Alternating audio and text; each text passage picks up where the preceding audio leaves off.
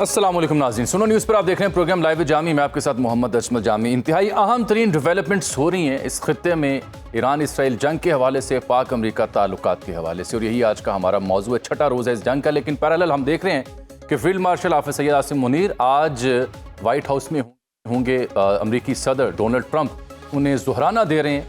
अमरीकी वक्त के मुताबिक 10 बजे ये ज़ुहराना दिया जाएगा। कैबिनेट रूम में अहम तरीन ऑफिशियल्स वहाँ पे मौजूद होंगे। बड़ी तारीखी मुलाकात इसे करार दिया जा रहा है, क्योंकि इससे पहले किसी सर्विंग आर्मी चीफ के साथ इस तरह से अमरीकी सदर की मुलाकात सामने नहीं आई। हाँ, जनरल अयूब हूँ या जनरल मुशर्रफ हूँ तो उनके पास सदारती पोर्टफोलियोज़ भी मौजूद थे।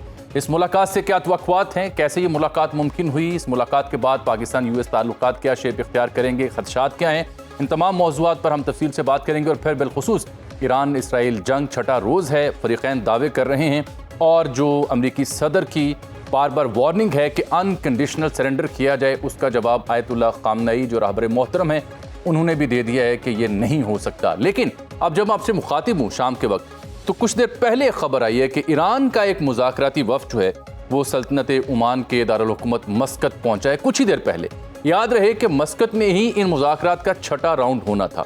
बाकी जो डिटेल्स हैं, जो अटैक एक दूसरे के ऊपर किए जा रहे हैं, वो चूंकि लम्हा ब लम्हा बदलती सूरत हाल है, उस हवाले से हतमी राय हम नहीं दे सकते।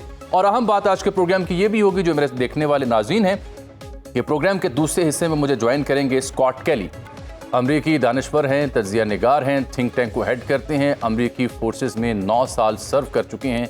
डोनाल्ड ट्रंप और पाकिस्तानी फील्ड मार्शल की मुलाकात के हवाले से उनका तबसरा भी आज ही के प्रोग्राम में आपकी खबर पेश किया जाएगा। लेकिन सबसे पहले प्रोग्राम मेरे साथ स्टूडियो में तशरीफ़ रखते हैं ताने माने तज्ज़िया निगार, डिप्लोमेट जनाब शमशाद अहमद साहब। आप फॉरेन सेक्रेटरी रह चुके हैं, पाकिस्तान के लिए जनूबी कोरिया ईरान में सफ़ीर रह चुके हैं, यूएन में मुस्तकिल मंदूब रह चुके हैं। तो जो शख्स ईरान में भी तयनात रहा हो, फॉरेन सेक्रेटरी भी रहा हो, मुशर्रफ दौर में जो अमरीका के साथ मामलात हों, उन्हें भी ऐनी शहद के तौर पर देख रखा हो, तो आई थिंक उनसे बेहतर कुछ चॉइस नहीं हो सकती बात करने के लिए इन तमाम मामलात के ऊपर। और मुझे ज्वाइन किया मैं जनरल रिटायर्ड रज़ा मोहम्मद साहब ने। आप भी साबिक सफ़ीर रह चुके हैं, फ़ौज को भी जानते हैं, सिफारतकारी को भी जानते हैं, तो ये कम्बिनेशन लेके आपकी खिदमत में हाजिर हुए।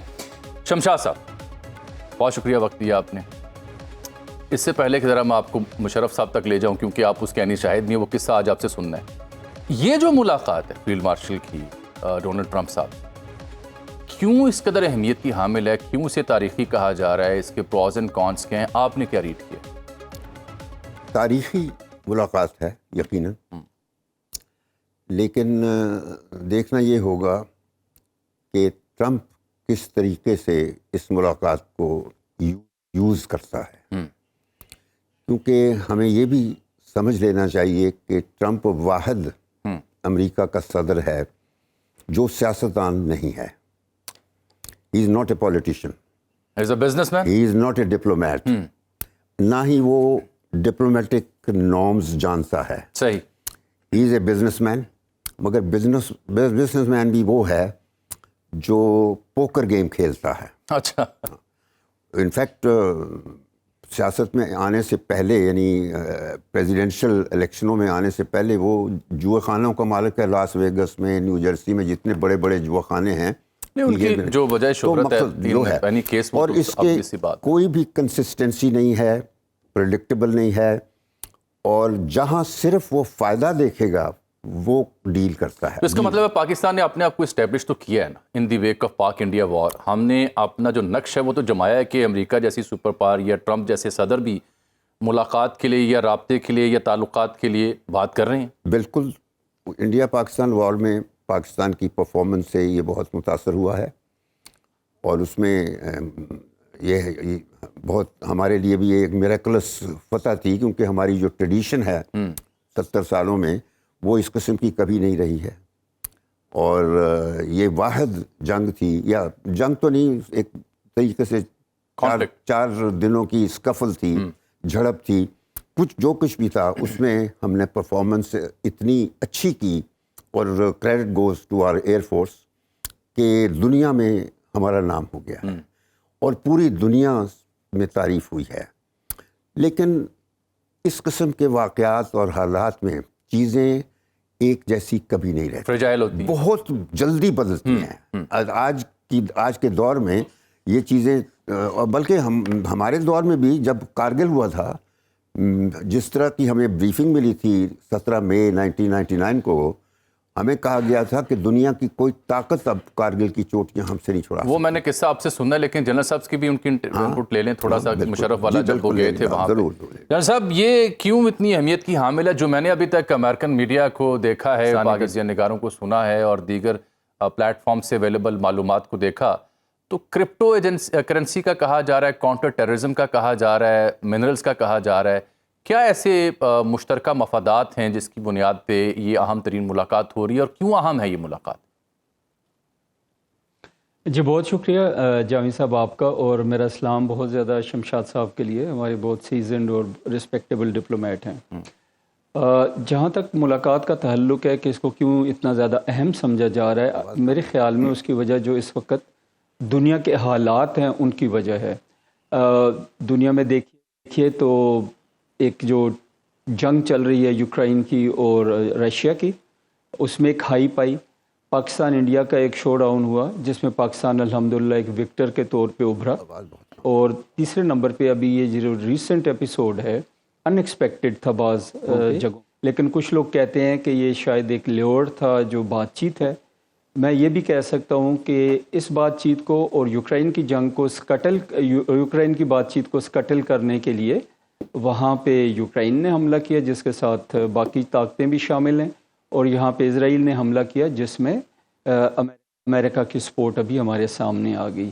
ملاقات اہم اس لیے ہے کہ یہ اس وقت دونوں جگہوں پہ ٹرموائل ہے، اسپیشلی ایران میں اور اسرائیل میں. دوسری بات جو آپ نے کہی کہ یہ آگے کیا دیکھا جا رہا ہے، بٹ کوائنس کی بات ہو رہی ہے، باقی میرے خیال میں جی میں ان لوگوں میں سے ہوں جو کہتے ہیں کہ ہمیں دنیا کے ساتھ، ٹیکنالوجی کے ساتھ، نئی ڈیولپمنٹس کے ساتھ پیس رکھنا چاہیے.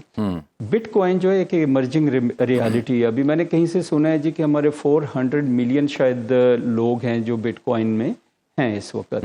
اور اگر ہم سمجھتے ہیں کہ کافی سارا پیسہ بٹ کوائنس میں ہے تو اس کو کیوں نہ ریگولرائز کر کے اس پیسے کو پاکستان کی اکانومی میں شامل کیا جائے. ٹھیک.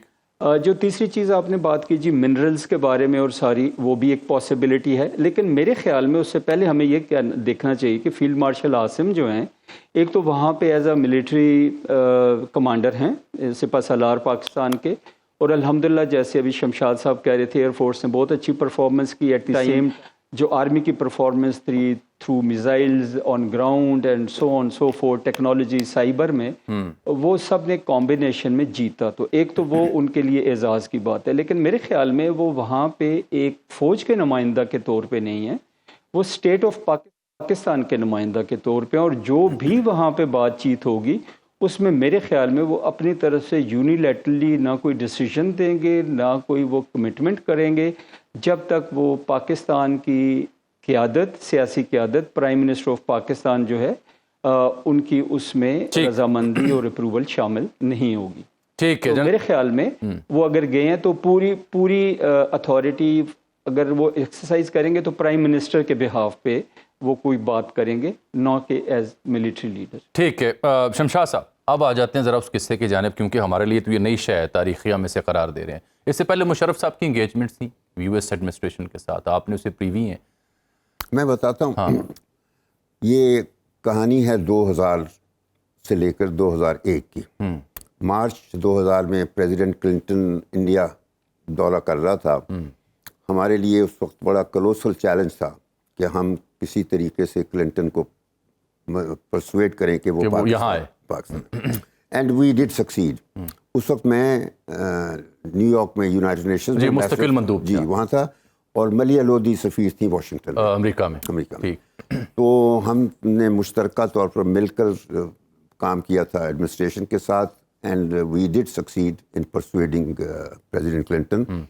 تو وہ جب آ رہا تھا تو انڈیا نے روڑے اٹکانے کی کوشش کی. وہ چاٹی سنگھ پورہ میں ایک میسیکر سے پرپیٹریٹ کیا، جو ان کی عادت ہے مودی کی. وہ اس وقت بی جے پی کی حکومت تھی، واجپئی سرکار. واجپئی یہ چیزیں نہیں کرتا تھا، لیکن وہ چونکہ جو کارگل کا جو سانحہ ہوا تھا اس کے بعد واجپئی کا دل ٹوٹ گیا تھا پاکستان کے. اچھا پھر کیا ہوا؟ بس پھر وہ ہوا کہ کلنٹن آیا، لیکن جب آیا تو انڈیا میں اس نے 5 دن گزارے. ہمارے یہاں 5 گھنٹے گزارے. جتنے دن وہاں تھے اتنے گھنٹے پاکستان. اور ان گھنٹوں میں میٹنگ بڑی تفصیل سے مشرف کے ساتھ ہوئی، لیکن کیمرہ کوئی نہیں اجازت تھی پبلک کے کوئی تصویر باہر جائے گی. ٹھیک. یعنی ایک ڈیموکریٹ پریزیڈنٹ، کیونکہ وہ ڈیموکریٹک پارٹی کا تھا، تو یہ کبھی بھی ڈکٹیٹرز کے ساتھ انٹریکٹ نہیں کرتے. یہ ایک مسئلہ بائیڈن کا بھی تھا بعد میں ہمارے حوالے سے. تو اس وقت Clinton shake hands with Musharraf. تو ستمبر 2000 میں یو این کے سیشن کے لیے مشرف آ رہا تھا ایز چیف ایگزیکٹو. تو کلنٹن کے ساتھ میٹنگ ہم نے ارینج کرنی تھی. ہر سال ہمارے پرائم منسٹر سے میٹنگ ہوتی تھی. تو کلنٹن ریفیوز ٹو سی ہم. اچھا. ہاں. تو جب میں نے لسٹ مشرف کو دی تو اس نے کہا کہ اس میں کلنٹن کا نام نہیں ہے. میں نے کہا وہ آپ سے نہیں ملے گا. کہتا کیوں؟ میں نے کہا وہ مارچ میں آپ کے پاس گیا تھا، وہاں اس نے کیمروں کے سامنے آپ ہاتھ تک نہیں ملایا، تو کیسے ملے گا؟ تو کہتا ہے یار مجھے ہاتھ تو ملا دو. اچھا. تو میں نے ہاتھ اس کا ملوا دیا تھا ایک ریسیپشن پہ لے جا کے ہیڈز آف اسٹیٹ وغیرہ سے. تو کلنٹن کے ساتھ لیکن وہاں کیمرے کی اجازت نہیں تھی. تو اس طریقے سے ہو گیا. لیکن اس کے بعد آتا ہے 9/11 کی وہ کہانی بھی میں نہیں جاؤں گا کہ انڈیا نے کیسے یوز کیا. لیکن مشرف کا یہ ہے کہ مشرف امریکہ اس وقت نیا صدر آ چکا تھا، بڑے بش کا بیٹا پریزیڈنٹ بن گیا تھا، جارج بش. تو مشرف اس وقت because of the special situation in کی آنکھ کا تارا تھا. ٹھیک. جب وہ آیا تعلقات بہتر ہو چکے. ہاں. جب وہ مشرف آیا وہاں سیشن کے لیے تو پریزیڈنٹ بش نے اس کو بہت پذیرائی دی اور اس کے سارے ڈیلیگیشن کو ریسیو کیا. والڈ آف اسٹوریا میں پورا ڈیلیگیشن ملا اور بڑی وارم میٹنگ ہوئی. اور پھر اس میں ایک ایسا کمپیکٹ پیدا ہو گیا کہ مشرف بعد میں پھر 10-11 سال امریکہ کی آنکھ کا تارا رہا. اور اس نے پھر وہ ظاہر ہے کہ وہ میٹنگ ہر لحاظ سے مشرف کے لیے بہت کامیاب تھی. اس کو لیجیٹیمیسی مل گئی، پذیرائی مل گئی. لیکن اس شروع کے 2-3 سال ٹھیک رہے. بعد میں جو پھر اس نے پالیسیاں کیں اس میں پھر وہ بدقسمتی یہ ہوئی کہ جس جنگ میں امریکہ نے طالبان کے خلاف جو جنگ لڑنی تھی وہ مشرف ڈریگ کر کے پاکستان میں لے آیا. اپنی لیجیٹیمیسی کو برقرار رکھنے کے لیے لایا. اور وہ جنگ جس کا خمیازہ ہم آج بھی بھگت رہے ہیں وہ پھر ایک جان لیوا جنگ ثابت. بالکل ٹھیک. جنرل صاحب پیرالل ہم دیکھتے ہیں 35 منٹ کی نریندر مودی کو فون کال بھی ہوتی ہے. یہ جو ہمارے فیلڈ ملاقات ہے ٹرمپ صاحب کے ساتھ، اس کو لے کر کے میں انڈین میڈیا بھی دیکھ رہا ہوں، وہاں تو خاصی دہائی ہے. اور بلکہ کانگریس نے تو کہا ہے کہ جی انڈین ڈپلومیسی بینگ شیٹرڈ. اور مودی کو جو فون آیا اور جس طرح سے فیلڈ مارشل کا لنچ ہو رہا ہے، مودی مسلسل اس بات سے کیوں انکاری ہیں؟ چاہے ان کے فارن سیکرٹری وکرم مسری، آج بھی ابھی کچھ دیر پہلے صبح ہوئی وہاں پہ امریکہ میں، تو ٹرمپ مخاطب تھے، ایران اسرائیل پہ فوکس کر رہے تھے لیکن پاکستان کا ذکر کیا، بہت اچھے لوگ ہیں، بڑے اچھے رہنما ہیں یہاں پہ، پاکستان مجھے بڑا پسند ہے، اور سیز فائر کی دوبارہ بات کریں. What exactly is making India to deny کہ نہیں امریکہ نے سیز فائر نہیں کیا، نہ ہمیں ثالثی چاہیے کشمیر کے اوپر، بار بار وہ اس سے بھاگ رہے ہیں؟ فالس ایگو، میں اگر سمپل جواب دوں تو it is false ego Modi صاحب کی اور انڈیا کی، کہ جو انہیں روک رہی ہے اس حقیقت کا اعتراف کرنے سے کہ جی میں آپ کو سن پا رہا ہوں، بات جاری رکھیے. جی میں یہ کہہ رہا تھا کہ یہ فالس ایگو میں سمپلی کہوں گا مودی صاحب کی اور انڈیا کی ہے، کہ جو انہیں روک رہی ہے اس بات کا اقرار کرنے سے کہ پریزیڈنٹ ٹرمپ جو ہے اس کو انہوں نے ریکویسٹ کی اور انہوں نے بیچ میں پڑھ کے سیز فائر کروایا. پریزیڈنٹ ٹرمپ شاید 1 درجن دفعہ یہ چیز ریٹریٹ کر رہے ہیں. اگر فارن سیکرٹری آف انڈیا جو ہے اس میں ہمت ہے یا مودی صاحب میں، تو وہ کھڑے ہو کے ایک دفعہ کہہ دیں کہ جی پریزیڈنٹ ٹرمپ جو ہے وہ جھوٹ کہہ رہے ہیں. ٹھیک. تو میرے خیال میں وہ یہ نہیں کہہ سکیں گے. تو یہ واویلا جو ہے وہاں پہ جو مچ رہا ہے، یہ صرف امبیرسمنٹ کے وہ کیا کہتے ہوتے ہیں کاؤنٹر کرنے کے لیے ہے، کہ جو امبیرسمنٹ ان کو ہوئی ہے، جو شکست ہوئی ہے. اور دوسرا وہ فالس ایگو ہے کہ وہ اس سے نیچے نہیں آ رہے، کہ انہوں نے جو نیریٹو بلڈ کیا تھا کہ پاکستان جو ہے بہت ویک سٹیٹ ہے، اکنامکلی ویک ہے، انٹرنلی ویک ہے، ہم بہت زیادہ اسٹرانگ ہیں، ہم نیٹ سیکیورٹی پرووائڈر ہیں، ہم اسٹریٹجک بل واک ہیں، ہم اسٹریٹجک پارٹنر ہیں یونائٹڈ اسٹیٹس کے. تو وہ سارے کا سارا دھڑام سے نیچے آ گیا. تو ان کے لیے بڑا مشکل ہو رہا ہے یہ سارے کا سارے جو ہے وہ ایکسیپٹ کرنا. جہاں تک پاکستان کا تعلق ہے, اللہ نے پاکستان کو عزت دی. یہ صرف ملٹری کی نہیں ہے, پوری کنٹری کی ہے. اس میں لیڈرشپ کی ہے, ہماری ڈپلومیسی ماشاءاللہ, جیسے آپ ابھی بات کر رہے تھے, ڈپلومیٹیکلی وہ ٹرائی کر رہے تھے ہمیں آئسولیٹ کرنے کی. کانٹریری یہ ہوا کہ وہ خود آئسولیٹ ہو گئے. میڈیا ان کا ہمیں جو ہے وہ ڈیمونائز کر رہا تھا. کانٹریریلی ان کا میڈیا جو ہے وہ انڈرمائن ہو گیا اور ڈسکریڈٹ ہو گیا. تو یہ الحمدللہ یہ سچ کی فتح ہے. سچ کی وجہ سے میڈیا نے بہت اچھا کردار ادا کیا, سوشل میڈیا نے, ینگسٹر نے, گورنمنٹ نے, پریکٹیشنرز نے, سب نے بہت اچھا رول ادا کیا, اور ہر جگہ اس سچ کی پذیرائی ہوئی. اور جھوٹ جو ہے نا, اس کے باوجود کہ نہیں ہوتے جیسے آپ کو پتہ ہی, تو وہ سکسیسفل نہیں رہا. شمشاد صاحب, بریک سے پہلے میں جنرل صاحب سے یہ سوال رکھا تھا. ٹرمپ بار بار کہہ رہے ہیں میں نے سیز فائر کروایا, میں چاہتا ہوں یہ دونوں ملکوں کے بیچ ٹریڈ ہو, ہمارے ساتھ ٹریڈ کریں, یہ جنگ روکیں. بار بار وہ کہہ رہے ہیں, اور بار بار پیرلل انڈین جو فارن سیکٹری ہیں, ان کا میڈیا ہے, ان کے دانشور ہیں کہ نہیں جی نہیں, یہ ٹرمپ کی ایفرٹ نہیں تھی سیز فائر کی, ہم نے خود پاکستان کے کہنے پہ کی تھی. یہ جنرل صاحب تو کہا کہ یہ ایک ایگو کا پرابلم ہے. آپ کو کیا سمجھ آ رہی ہے کہ کوئی امبیرسمنٹ ہے انڈیا کو, کوئی ان کی جو کانسٹیٹوئنسی ہے کور مودی کی وہ ڈیمیج ہو سکتی ہے؟ What they are trying to seek or achieve India جو after this posture? جو کچھ بھی انڈیا کر رہا ہے وہ خاص طور پہ مودی کے حوالے سے جو کچھ وہ کر رہا ہے, میں اس کو ہندوتوا نہیں کہتا, میں مودتوا کہتا ہوں. مودتوا یہ فنومنن ہے, اور یہ متواتر 2014 سے متواتر اس پر عمل کر رہا ہے, اور اس کا sole objective is to isolate Pakistan and to weaken the Pakistan army. اور اس سلسلے میں بتا دوں کہ 2014 سے یہ متواتر ہر کوشش یہی ہے. اس نے ہی مینیج ٹو جو سارک تھی, ہماری سمٹ ہونی تھی, وہ ہونے نہیں دی ہے, وہ ختم ہو گئی, پیرالائز ہو گئی ہے. اور فوج کے خلاف اس نے ایک 2016 میں جو ڈان لیکس بنا, پھر آپ کو یاد ہوگا, اس نے کہا تھا کہ ملٹری اسٹرائک کروں گا میں, مگر ہماری فوج نے نہیں کرنے دیا. اس وقت جنرل رحیل تھے. جی جی. تو کابینہ میں بیٹھ کر جو بات چیت ہوئی وہ ساری پھر باہر لیک کی گئی, جو اس میں وہ دو بندے بھی جو ڈان لیک. تو مقصد تھا کہ جو مودی چاہتا تھا ملٹری اسٹرائک کر کے, وہ ہمارے ہاں اس میڈیا اسٹرائک کے ذریعے فوج کو بدنام کر کے حاصل کیا گیا. تو اس طریقے سے ہماری تاریخ میں ایسے واقعات بھی ہوتے آئے ہیں. تو اب جو کچھ بھی ہو رہا ہے, اس میں مودی کا تو جو انٹرسٹ ہے وہ یہ ابھی بھی وہی ہے کہ وہ کہتا ہے کہ سندور ختم نہیں ہوا. اس نے جو ٹیلی فون کیا ہے ٹرمپ کو, نے کہا کہ ہمارے لیے وہ چل رہا ہے. تو شروع سے پہلے دن سے ہی جب سے یہ سیز فائر کروایا گیا ہے, اصل تو یہی ہے کہ جو ان کا مارکو روبیو تھا اور سیکٹری, اور دوسرا ایک آدمی تھا, اس کے ذریعے سے یہ انہوں نے ریکویسٹ کی تھی, اور اسی وقت ہی مکر گئے تھے. جھوٹ بولنا مودی کی عادت ہے. اچھا, آپ کہہ رہے ہیں کہ انڈیا نے مارکو روبیو کو ریکویسٹ کی تھی؟ مارکو روبیو, یہ میں نے اپنے آرٹیکل میں لکھا ہے جو ابھی چھپنے والا ہے ساؤتھ ایشیا میں, اس کا کور آرٹیکل ہے. نام کیونکہ میں نے اسی دن دیکھ لیا تھا میڈیا میں سارا کہ کیا ہوا تھا, تو مارکو روبیو کے علاوہ ایک اور آدمی ہے, نام اس کا اب مجھے بھول گیا ہوں. تو ان دو آدمیوں کو انڈیا نے ریکویسٹ کی تھی, اور پھر بعد میں مکر گیا. یعنی وہ ان کی عادت ہے ہمیشہ. میں بتا رہا ہوں کہ پہلے پاکستان کے خلاف 2016 میں وہ کیا, سارک کو ختم کیا, اور پھر ہر جو اس قسم کی پلوامہ میں بات ہوئی, جی جی, اور پھر پہلگام, اس سے پہلے دوسری جو پٹھان کوٹ, وہ بھی ہمیں اوری, سب اس سے پہلے سمجھوتا ایکسپریس, سر ہم وہ سب باتیں کہانیاں ہیں. سمجھوتا ایکسپریس, کابل پہ ایمبیسی پہ حملہ ہوا, انڈین ایمبیسی پہ, وہ اس کا بلیم ہم پہ کیا تھا.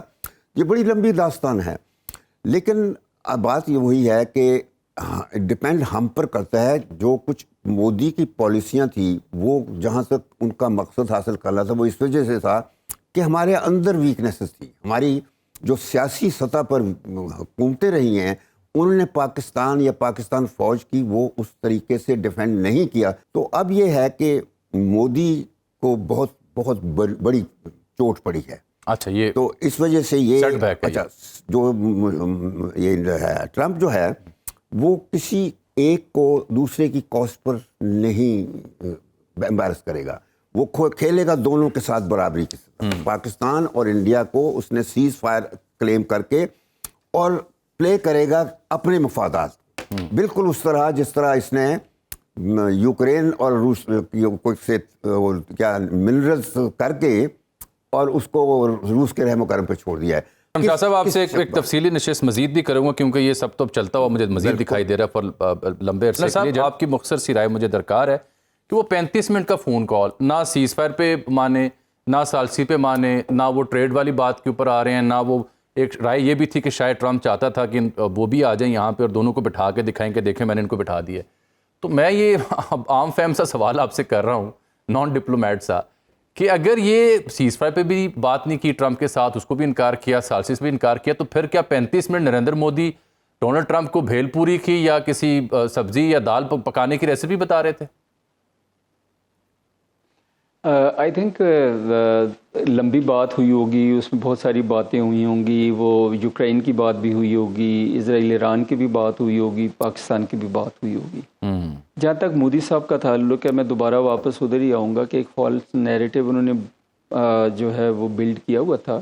تو مودی جو ہے وہ اور انڈیا جو ہے نا، ان میں ایک ایروگنس آ گئی، اور یہ ایروگنس اس لیے آئی کہ because of their reliance for the United States strategic objectives in the region, اور سب سے بڑا آبجیکٹیو ان کا ہے یہ containment of China.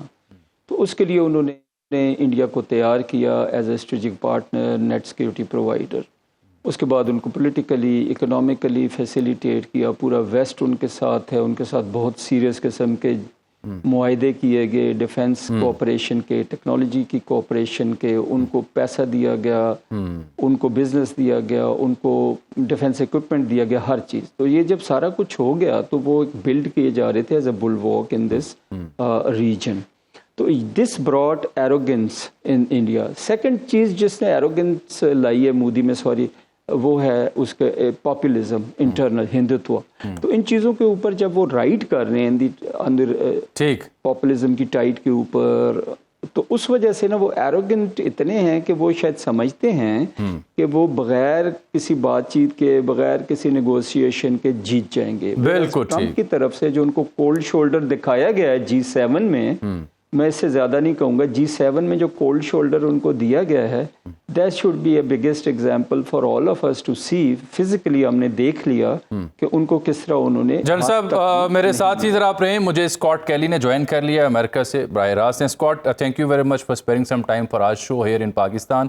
Warm welcome to this show. I would love to talk to you but right now in my show there is a time for a short break. Thank you very much Shamshad sahab, آپ کے قیمتی وقت کا، آپ کی قیمتی وقت کا۔ ابھی مجھے سیراکیوز نیو یارک سے براہ راست جوائن کیا ہے اسکاٹ کیلی نے۔ یہ ہوسٹ ہیں واٹر ایج پوڈ کاسٹ کے، اس ادارے میں، اس تھنک ٹینک میں کام کرتے ہیں۔ Plus Scott has also serve the US army special forces for 9 years. He's a regular contributor for multiple platforms on American security issues and geopolitical issues. Thank you very much, Scott Kelly, for sparing some time for our show. Today, when we are talking to each other after some time, President of the United States of America and the Field Marshal of the Pakistan military, General Asim Munir, they are going to meet each other. The President is hosting a lunch in his honor. How significant is this meeting between the two? It's incredibly significant, especially given President Trump's stance towards Pakistan in his first term, where he was very confrontational and very dismissive of Pakistan's efforts to counter terrorism despite receiving massive amounts of US aid. So to sit down and have a lunch with the general is quite a significant development, especially considering the current activities going on between Iran and Israel, that the President of the United States is taking the time to speak with the general vis-a-vis all the other things he could be doing today. It's quite the significant development that speaks to the closening ties and the warming between the two countries. Scott, what could both sides gain from such an important interaction? Well, Pakistan can gain more cachet with the President of the United States, which has been critical in maintaining the current ceasefire between Pakistan and India. And Donald Trump gains an ally and access in the region, a country that the U.S. does have long-standing military ties to, Pakistan, that also shares a border with Iran.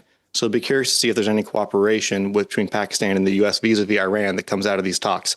It's unlikely, but I'm sure the president's going to angle for something. So how about Pakistan and India's ceasefire? Mr. President again and again repeating his rule, and he claims that he is the one who enabled this ceasefire. But despite his repeated statements, the Indian government, the Indian side, they are declining this. They are refusing that as if US has not played any role. How would you see that? Well, India has a long-standing stance that any negotiations between India and Pakistan should be negotiations between India and Pakistan. And it's not surprising that they're taking affront to the notion that another country came in and mediated a dispute between the two countries. They have a long-standing policy of being strategically disaligned to any other great power, and it threatens their own credibility at home and in the region to acknowledge America's role in mediating a dispute. It's unfortunate, but it is consistent with Indian policy. Exactly. Just a while ago, I was reading a tweet, the X post made by Michael Kugelman, another guy who writes on South Asian policies. He believes that this Trump and meeting should not only be seen through the lens of the Israel-Iran war. He writes that there has been US-Pak engagement on critical minerals, crypto, and counter-terrorism. Do you agree with him? Yes, I think right now any engagement the U.S. president makes right now has to be seen through the lens of the Iran-Israel war. It's certainly top of mind for him, top of mind for all U.S. foreign policymakers. And it's curious the order that he puts those areas of agreement with, because he puts security and counterterrorism at the bottom of the list. That does speak to a evolving nature of the U.S.-Pakistan relationship as we move away from what America has deemed the global war on terror into the era of great power competition. It's an opportunity for both countries to reinvent the ongoing relationship and develop into new areas such as business development and economic ties and trade. Just a few days ago, I have seen the Armed Committee of the House, and where the CENTCOM's General Michael Kurela, he was briefing the committee, and he was praising the role of Pakistan and Pakistan's military as far as the war against terrorism is concerned. Do you think that could be the important, event that led to this meeting between the President of the United States and General Asim Munir? It's possible, but I don't think it's very likely. Unfortunately, the counterterrorism fight, even though it's still important to America, has drifted down the priority list in the minds of the president and policymakers in D.C. They're much more focused on countering China, current great power conflicts in Ukraine, the ongoing war with Israel, and then today, the armed conflict between Iran and Israel. So it's far more likely interest in one of those areas facilitated this meeting between the general and the president, just given the acute nature of current conflicts and the president's limited time. So would Trump be more open to economic engagements with Pakistan, such as trade deals or investments, compared to the Biden administration? There certainly seems to be more opportunity for trade. It's obviously top of mind on Trump's agenda. His tariffs policy has forced a conversation between Pakistan and the U.S. on what that ongoing relationship should be. And you can notice that in the Biden administration's strategies for the area that they've published, the Indo-Pacific region, Pakistan was never mentioned. And even though there was still ongoing terrorism issues at the time. So Trump coming in right now does offer an opportunity to reset that relationship and bring Pakistan back to the front and center of America's focus in the region based along economic development and trade ties. All right. Given Trump's transactional approach of foreign policy so far, what might he be looking for from Pakistan in exchange for a closer relationship? I think he'd be looking for Pakistan to purchase fewer weapons from China, become more open to economic ties with America, including allowing American companies to come in and explore mining operations inside Pakistan and importing oil and other sources of energy from America rather than other sources in the region. Additionally, with the new focus on Iran, Pakistan does share a border with Iran.